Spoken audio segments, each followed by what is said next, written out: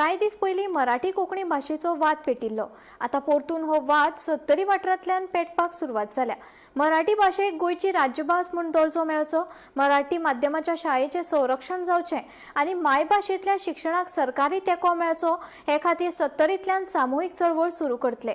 मराठीच्या प्रश्नार आतां फक्त चर्चा करून चलची ना, तर समाजान एकठांय येवन ठामपणान भुमिका घेवची गरज आसा, अशें उलोवप मराठी भाशा चळवळींतले ज्येश्ठ कार्यकर्ते सुभाष वेलिंगकर हांणी केले. मराठी राज्यभाषा निर्धार समितीन वाळपयच्या काणेकार सभाघरांत आयोजीत केल्ल्या कार्यावळीत वेलिंगकर उलयलो.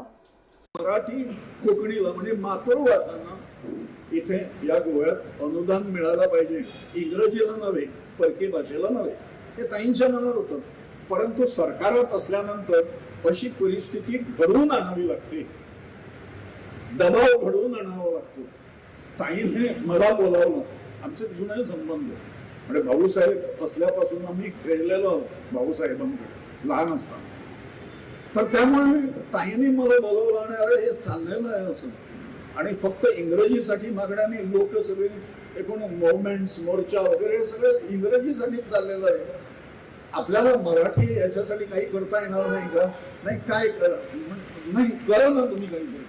त्याच्यानंतर राष्ट्रीय स्वयंसेवक संघाने पुढाकार घेऊन 1000 कार्यकर्त्यांचा आणि नागरिकांचा मोर्चा, सगळ्यात मोठा मोर्चा, पादरी मादरींची संख्या तेवढी नव्हती, पण मोठा मोर्चा काढला आणि सगळीकडे फिरवलं शहरात आणि मागणी मातृभाषाच्या माध्यमाला अनुदान मिळालं पाहिजे ही मागणी.